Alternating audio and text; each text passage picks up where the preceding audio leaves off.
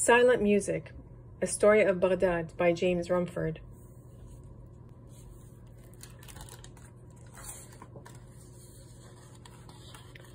For Dodie Warren and Tuesday's class, and for all those who love the art of making beautiful letters.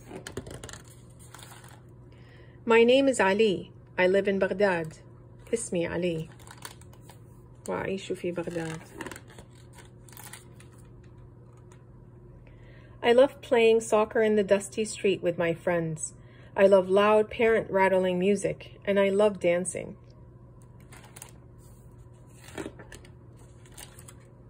But most of all, I love calligraphy, writing the letters of my language, and making them go from right to left across the page. I love to make the ink flow from my pen, stopping and starting, gliding and sweeping, leaping, dancing, to the silent music in my head.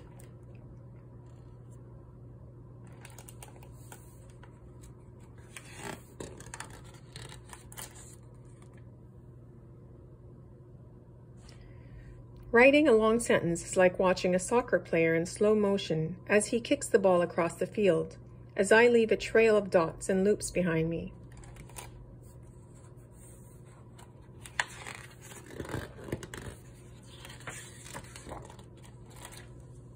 Some words are easier to write than others.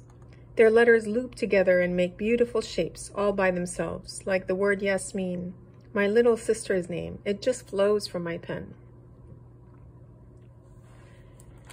This says qut, and narinj for the noon, qaf for qut, and jim for jamal. Yasmin. الصبر مفتاح الصلح. Mustafa. Other words are difficult. Too many loops, too many tall masts that turn into tangled knots of ink. These words, like my grandfather's name, Mustafa, I practice over and over.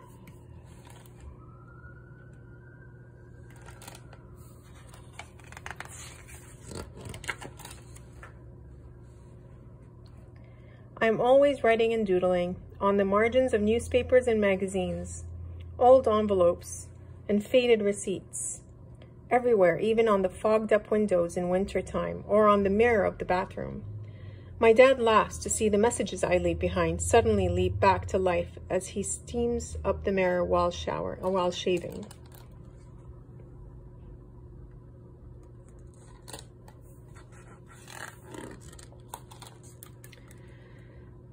My mother jokes and calls me Yaqut, after the most famous calligrapher in the world. He lived in Baghdad too, 800 years ago. He practiced writing every day. He invented new ways of making letters. He was a genius. I don't tell anyone, but he is my secret hero because he could create such beauty.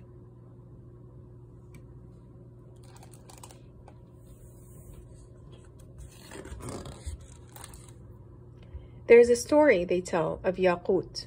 One fearful day in the year 1258, Mongols attacked Baghdad. As they burned the city and killed hundreds of thousands of people, Yaqut fled to a high tower. There, Yaqut created beauty. He shut out the horror and wrote glistening letters of rhythm and grace.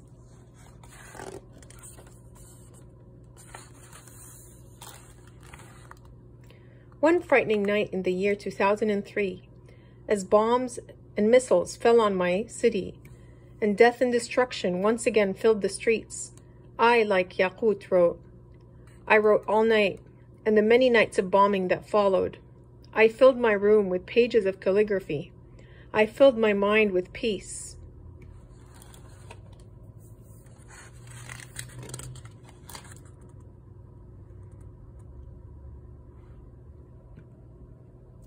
Now the night bombing has stopped, and one war has become another.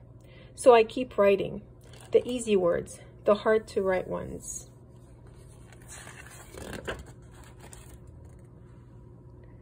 It's funny how easily my pen glides down the long, sweeping hooks of the word harb, war.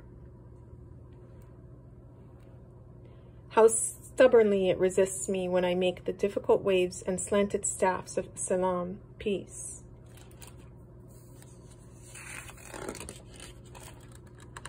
How much I have to practice until this word flows freely from my pen.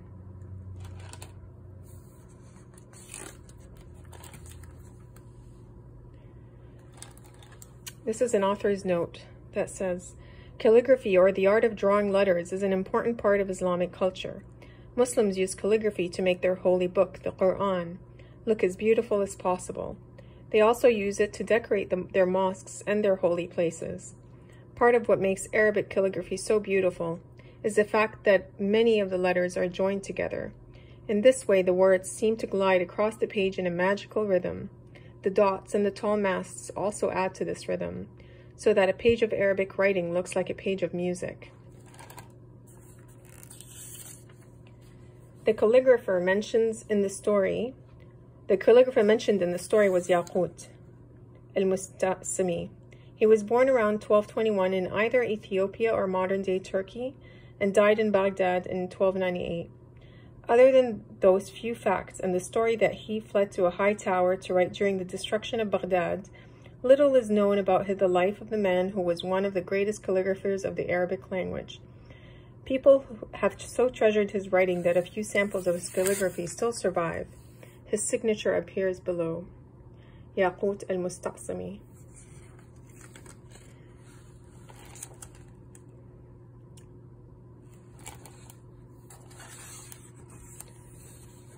James Rumford is the author and illustrator of this beautiful book.